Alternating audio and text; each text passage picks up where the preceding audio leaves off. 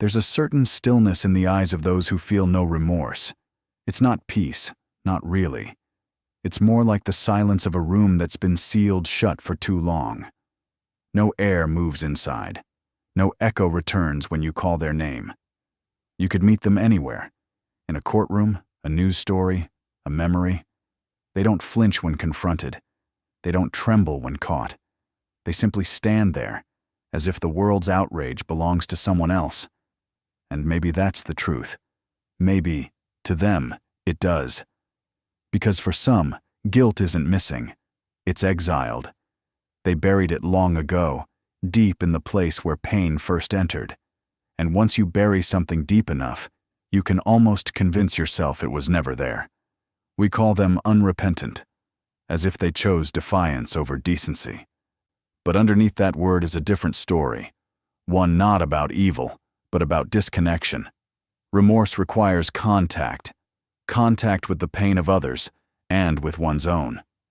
But what happens when that contact was never safe to begin with? When the child learned that feeling meant danger and vulnerability meant annihilation? For some, guilt is unbearable not because they're heartless, but because they were never allowed to have a heart that could break without being destroyed. So they amputate the feeling before it begins. They sever empathy to survive. This is how the unrepentant are born, not from the absence of morality, but from the extinction of sensitivity. Imagine a boy who learned early that pain equals power. Perhaps he grew up watching violence rewarded, the louder voice winning, the softer one silenced. He discovers that remorse slows him down, that guilt makes him weak, so he learns to turn it off like a switch. At first, it's a defense. Later, it becomes a strategy. And eventually, it becomes the only way he knows how to exist. The irony is, beneath that coldness, the emotional body is still alive, buried but breathing. You can see it sometimes, flickering behind the eyes, a brief hesitation, a shadow crossing the face. It's the ghost of feeling, the one that knocks but never enters, because to feel again would mean to face what he did, and deeper still, what was done to him. And that confrontation is a death few can survive. So he builds a mask instead, one made of pride, control, defiance. He tells himself he's stronger this way, but every mask is a form of imprisonment. And behind a terrified child is still crouching in the dark, waiting to be found. There's a strange duality in the unrepentant mind. They see themselves both as victim and God, powerless and omnipotent, wounded and invincible. This contradiction is their architecture. It keeps them from collapsing under the weight of reality.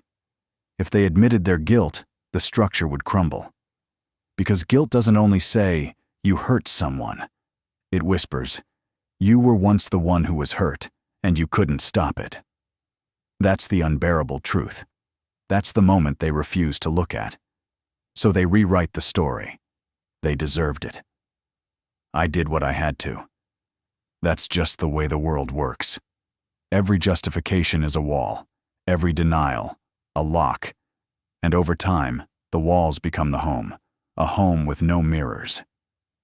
If you could enter that home, the inner house of the unrepentant, it would be immaculate and empty, floors polished, furniture arranged, but no trace of warmth. The windows are sealed. The air smells faintly of smoke.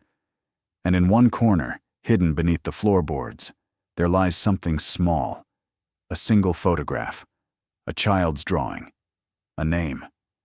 They never open that part, because they know, if they do, the house will fill with air again. And the wind of remorse can tear a soul apart if it hasn't felt it for years. Remorse is not a moral function.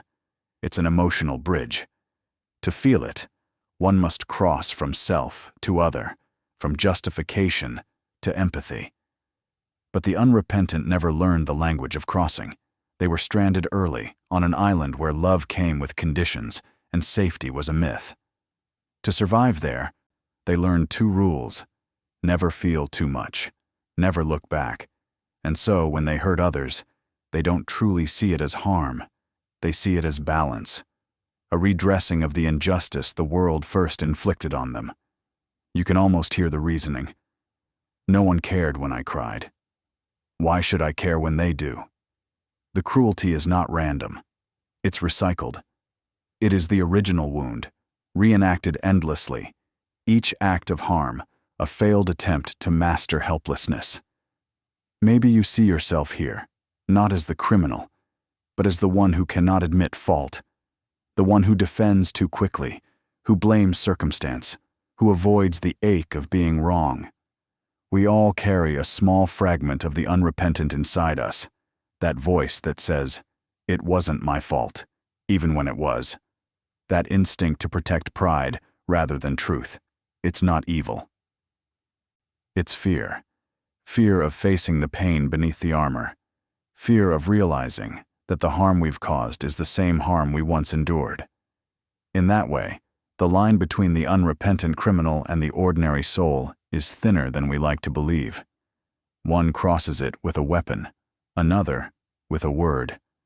But both are running from the same silence. The unrepentant criminal is addicted to control.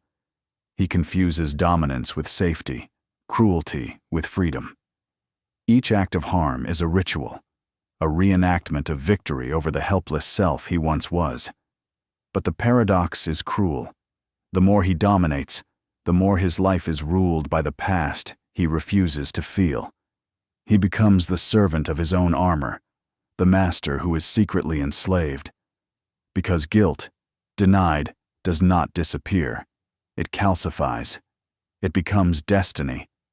And when you cannot feel remorse, you cannot evolve.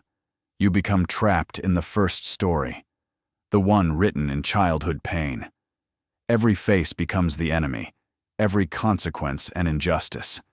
And so, history repeats itself, over and over, until the world becomes a mirror he cannot bear to look into. But even the most hardened mask eventually cracks, not always through punishment, sometimes through stillness. Years in a cell, a sleepless night, the sudden voice of a child who says, "Why did you do that?" Something softens, not out of guilt, but out of recognition. The recognition that the person they hurt was human, and that they too once were. That's where redemption begins. Not in religion, not in remorse as performance, but in the rediscovery of humanity itself. It's a fragile rebirth, like a match lit in a cavern.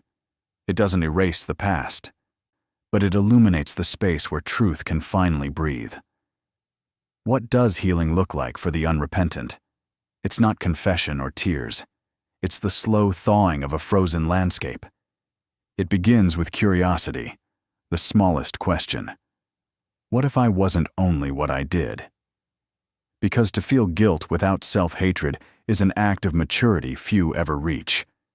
It means you can stand in the ruins of your choices without needing to destroy yourself or justify the wreckage. It means meeting your own shadow, not to worship or deny it, but to understand why it was born. Jung once wrote, "One does not become enlightened by imagining figures of light, but by making the darkness conscious." That is the work of integration, not to erase the criminal, but to understand the child who became him. To bring light to the exact place where love once went missing. And maybe that's what true repentance is. Not a word, not a plea, but a silent act of returning to one's own humanity. In the end, the unrepentant are not proof of evil.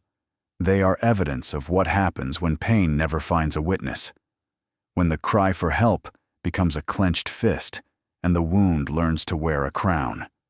Because every crime is, at its root, a failed attempt to be seen, and every act of violence is a language, the voice of a heart that was never heard. So perhaps the question is not why they feel no guilt, but who first taught them that feeling was forbidden.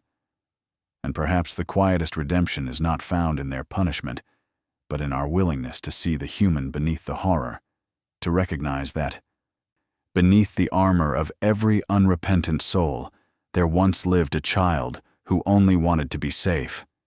Evil is not the absence of conscience. It is the consequence of a heart that was never allowed to feel.